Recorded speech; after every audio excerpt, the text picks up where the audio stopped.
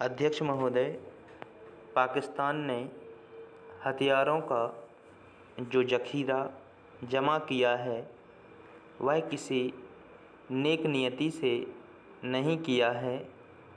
हम इस पड़ोसी की नीयत पर कभी विश्वास नहीं कर सकते। इतिहास गवाह है कि जब जब हमने उस पर भरोसा किया तब तब उसने हमारे भरोसे का खून किया है। निम्न सदन में विपक्षी दलों की ओर से कई बार यह पूछा गया है कि भारत को राफ़ेल फाइटर विमान क्यों चाहिए।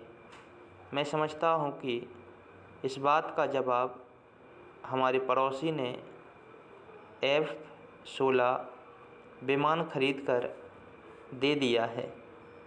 हमारे इस पश्चिमी पड़ोसी ने स्पष्ट कर दिया है कि हमें राफ़ेल की आवश्यकता क्यों पड़ी।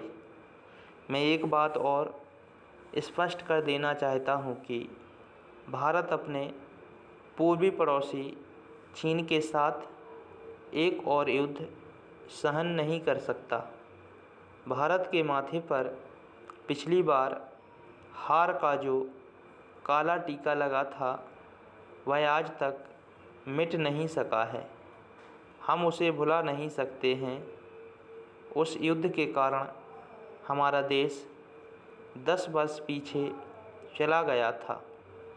इस बात को हमें भूलना नहीं चाहिए। आज भारत की स्थिति क्या है? चीन एक महाशक्ति बन चुका है। उसके पास बड़ी संख्या में परमाणु हथियार हैं। पाकिस्तान के साथ हमारे 4 युद्ध हो चुके हैं। पिछले कुछ वर्षों से कश्मीर में जो कुछ हो रहा है उसकी वास्तविकता से हम अपना मुँह नहीं मोड़ सकते। अब तक चीन के हज़ारों जवान शहीद हो चुके हैं। सैकड़ों निर्दोष जनता अपने प्राण गंवा चुकी है और हमारे देश के अरबों रुपए आतंकवाद से निपटने में खर्च हो चुके हैं। मैं यह समझता हूं कि यह अत्याधुनिक विमान खरीदने के लिए सरकार द्वारा ठीक समय पर लिया गया निर्णय है। यह निर्णय देश की सुरक्षा को ध्यान में रखकर लिया गया है। आत्मनिर्भरता को सामने रखकर लिया गया है। कुछ देश हमें एक महाशक्ति के रूप में नहीं देखना चाहते हैं। इसी कारण वे परेशान हैं। लेकिन हम अपने देश की सुरक्षा को ताक पर नहीं रख सकते। अध्यक्ष महोदय, चुनाव के बाद पहली बार सदन में बोलने के लिए खड़ा हुआ हूँ।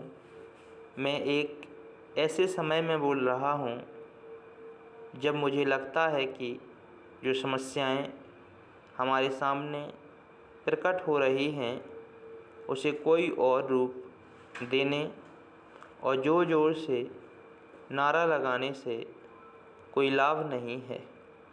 भारत और पाकिस्तान के बीच कई मुद्दों पर मतभेद है।